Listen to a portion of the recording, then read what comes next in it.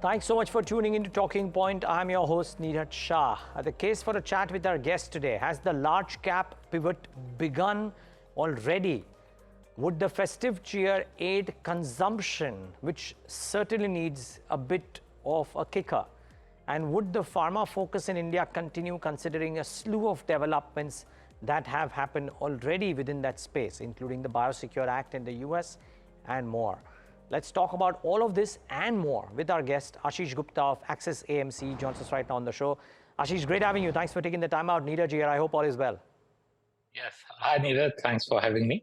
The pleasure is entirely ours. Ashish, I'm asking you a bit of a here and now question, and then we move on to the longer term picture. But this sudden spurt of momentum that India got yesterday, and maybe some of the other markets too, is this preempting some rate easing cycles ahead of them actually happening, or are there other technical reasons for the same? I think my personal belief is that, yes, definitely the outlook of the market because of the expected rate cut is positive. But what we saw yesterday, and particularly in the last couple of hours of trading, is more to do with the interlinkages the cash market has with the derivatives market, right? And we have spoken about this earlier, that the frenzy that is there on index options around expiry days in particular can drive volatility in the market. So I think we have to be careful about that and not read too much into the volatility that happens in the last couple of hours, particularly on expiry days. Got it. Okay. The near-term reasons notwithstanding, Ashish, the fact remains that we are a market which on certain counts of valuation could be considered expensive. Though the bulls tell me that, hey, Neeraj, look at the 10-year valuations, look at the growth that we are putting in. Why are we so egregiously expensive? We are not. So I would love to understand from you, Ashish, how do you think of the valuations in the current context? Sure. So I think there's no dispute that if we look at valuation from a simplistic lens of just, let's say, a PE multiple, right? So if we look at the large cap indices, they are trading at about 21, 22 times earnings. The historic average has been around 16 times. So on that count, it is expensive. I think the other important statistic to note there is that if we look at the broader market, if we look at the mid cap and small cap indices, there the multiples are even higher at about 27, 28 times. The good thing, and where I will agree with the bulls, is that these high multiples have been well supported by earnings over the past 3 years in particular. So both in absolute terms as well as relative to what we are seeing in international markets, we have had a 23-24% earnings CAGR over the past 3 years. I think what we need to be careful about is that what is going to be the earnings growth going forward. And if you see the recently reported June quarter earnings, the earnings growth had moderated to about 8%. And if I look at consensus forecast earnings for FY25, that is averaging at about 13 to 14%. So I think that is why it's careful to kind of take these multiples into cognizance that the earnings growth is also slowing. And with the slowing earnings growth, one should not expect multiples to keep expanding. And if that does not happen, it certainly means that market returns will be more moderate this year compared to what we have seen in the last couple of years, notwithstanding the fact that global rates are easing. Got it. Okay. Just wondering, Ashish, the first quarter aberration, I mean, it may spoil the picture, yes, for FY25, but I mean, most companies have said that the election related issues that happen in quarter one will get over. So does that spoil the party quite significantly from an earnings outlook perspective? So I think you're right. First quarter was a bit of an aberration, and therefore it was only about 8%. But even if I look at FY25 and even the forecast growth for the FY26, that is broadly around 15% only. Right, and actually, the mid cap and small cap a relatively faster growth is expected in those pockets of the market, because if you see the large caps, they are dominated by companies in the IT services sector, a few conglomerates, the banking sector, FMCG, and these companies actually are not growing that fast. The banking sector, we know, has seen some slowdown in loan growth. Margins have also peaked. So the fact is that in the last 3 years, we were coming off a very low base of earnings. And from this high base of earnings and profitability, the growth in bottom line will be more correlated to the top line growth that India is witnessing, right? So if the nominal GDP growth is going to be about 10-11%, then I think a 15% corporate profitability growth is reasonable to expect. Okay.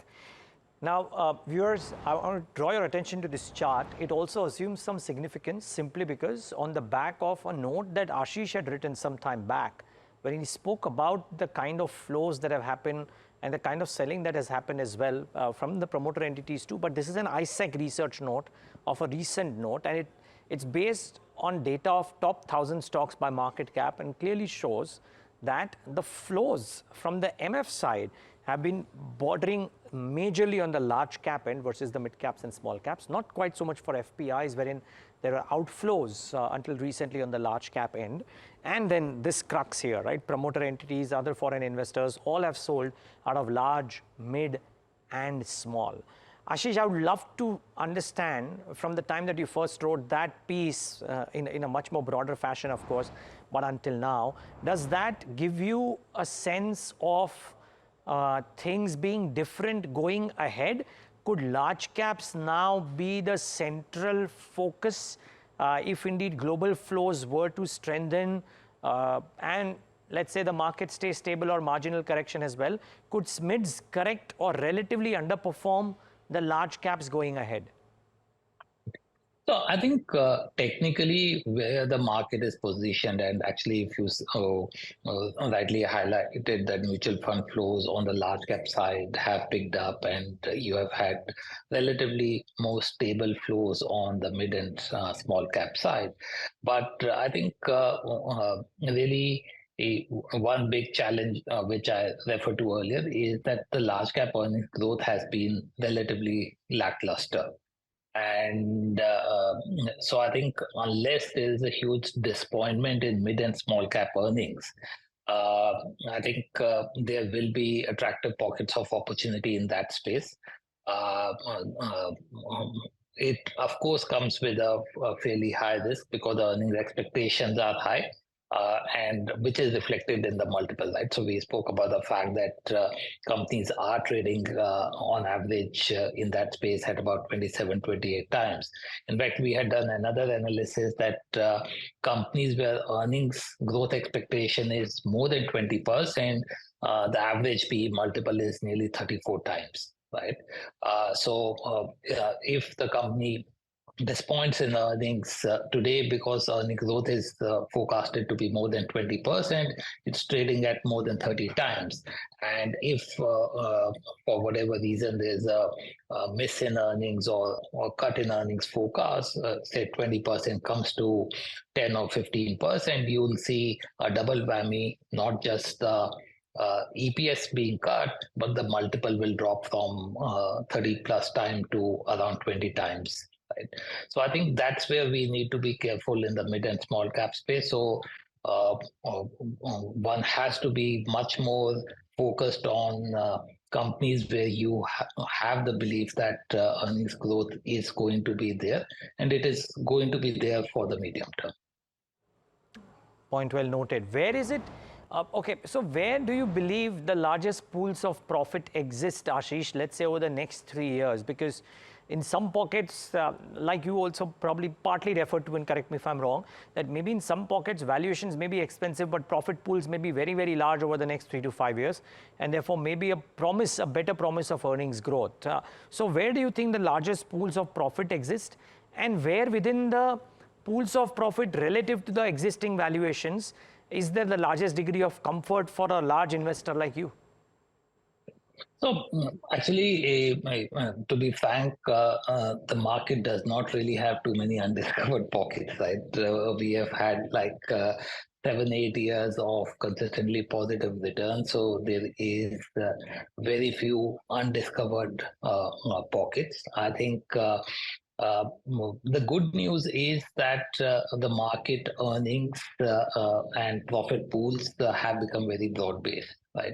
So if we kind of roll back 5, 7 years ago, the profit pools were primarily sitting in a couple of areas, say the consumer sector, the retail space, or really the financial sector. And this has got broad based over the past 4 years. So today you see various parts of the economy, whether it is investment related, manufacturing related, uh,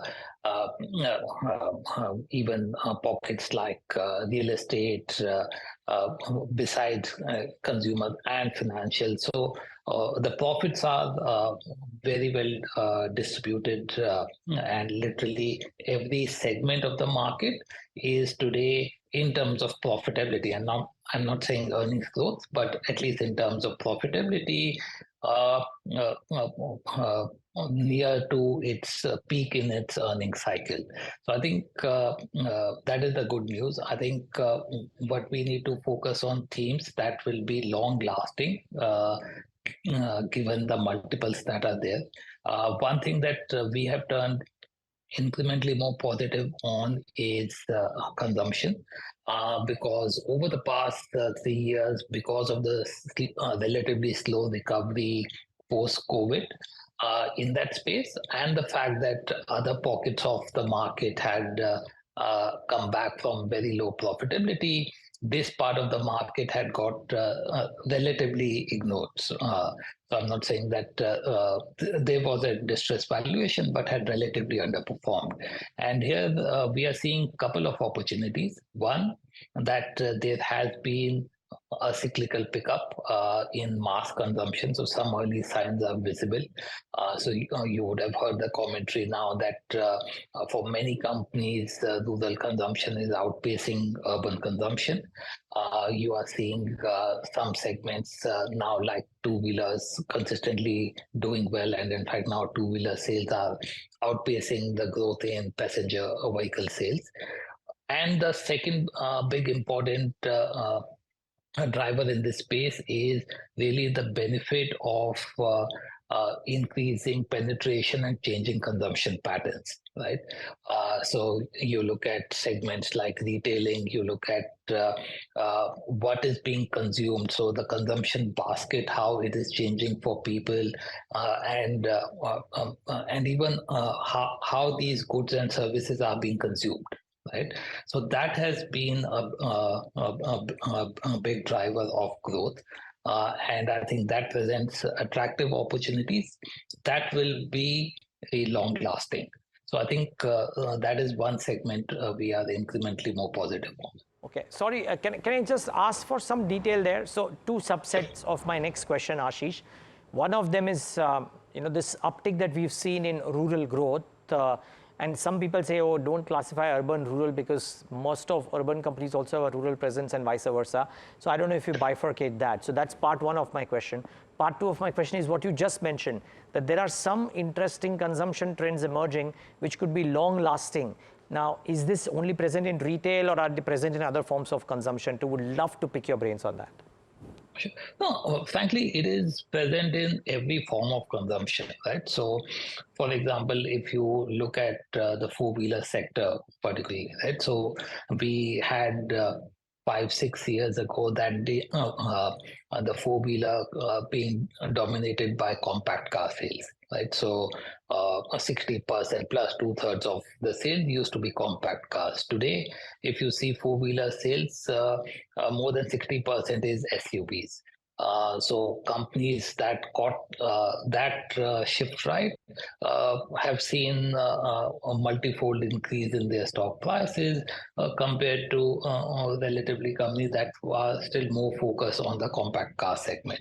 So I think this is present in virtually every segment of consumption, and not just say a few pockets of it. And sorry, Neeraj, I forgot your first question. My first question was on the basic aspect of rural growth, because data seems to suggest that rural is picking up.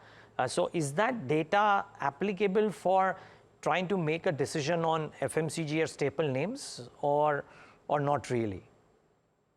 I think it definitely is. And again, with FMCG, again, we have to be careful about what are the changing consumption patterns, because for many companies, it's actually not just about the cyclical slowdown that had happened, but it is also about what are the goods and services and how they are being consumed today.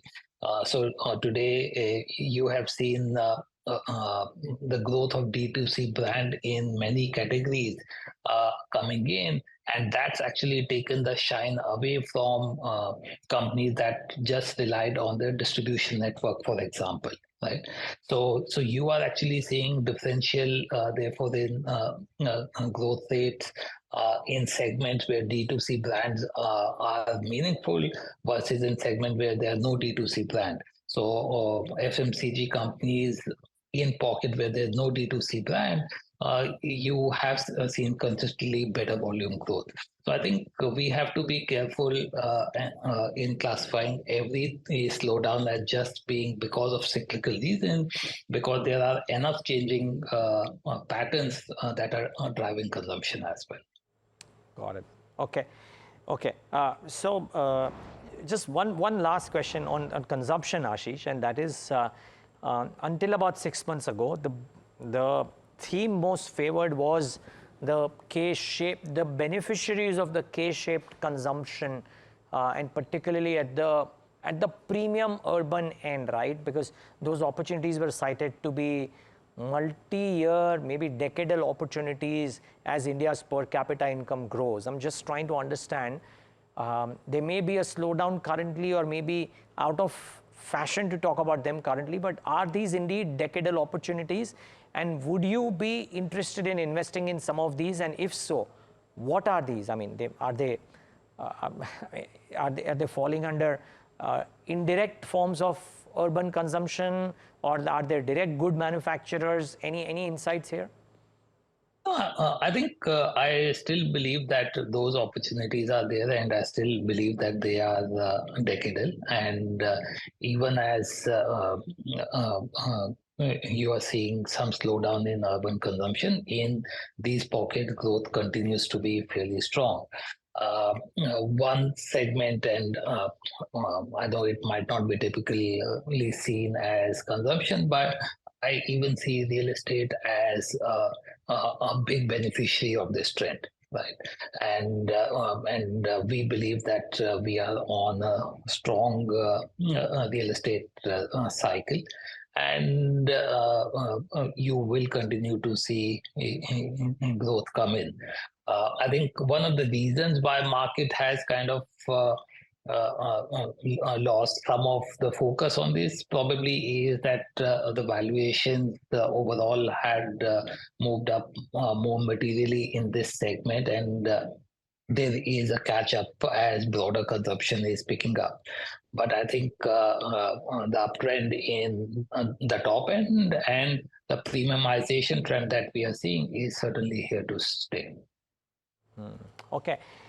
Okay, Ashish, now I'm moving tracks and trying to understand if tech and IT services becomes a part. And the reason I ask this, amongst everything else, is that the last 7 or 8 days, a clutch of sell-side brokerage houses have come out and said that they are now starting to turn constructive on IT services at the margin.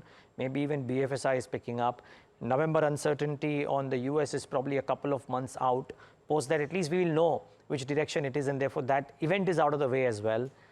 Are you constructive IT services? Yes or no, and why or why not? So we are actually still relatively underweight IT services. Okay. So we believe that yes, there is some visibility in terms of bottoming out of earnings and earnings growth. Given the fact that there are rate cuts, there is commentary, particularly in BFSI sector, global BFSI companies, that their IT spending is actually going to go up, and there's been some pent-up demand there. But even kind of putting all that in, we really struggle to see most of the IT companies being able to deliver double-digit earnings growth. If I look at multiples of IT services companies, so despite the fact that many of them were kind of had underperformed, the multiples for IT companies were still about 1.5 standard deviation higher than their historic trading multiples. So I think that has kind of kept us lukewarm towards the IT services companies. Within the sector, we believe, again, there are some companies that have better earnings potential, that are focused in a few verticals or products that are doing better. So we are overweight those. But on a sectoral basis, we continue to be underweight IT services. And the same applies to ER&D and other forms of tech businesses as well, or is it only IT services? I think ER&D certainly has much stronger growth outlook. I think companies have consistently delivered better growth, and the outlook is certainly better there than I think the larger cap IT services. Okay, so ER&D better, but IT services itself, Axis AMC is not that constructive on. Ashish, one more a follow-up really to an earlier answer that you gave, last couple of questions. You mentioned about longer-term trends and how four-wheelers and SUVs in particular are coming to the fore. But we're seeing, I'm trying to talk about the near term now, that we're seeing this dichotomy in sales between four-wheelers and two-wheelers. I mean, it's after a really long time, probably post 2019, that I'm seeing festive season discounts on offer in the four-wheeler companies. Now, are therefore four-wheelers a bit circumspect as an investment candidate, and conversely, could two-wheelers continue to do well? Just trying to think how you think about it. See, I believe the discounting cycle that we are seeing is really reflecting the inventory cycle. Right. Okay. So there was a big buildup in inventory on the four-wheelers space.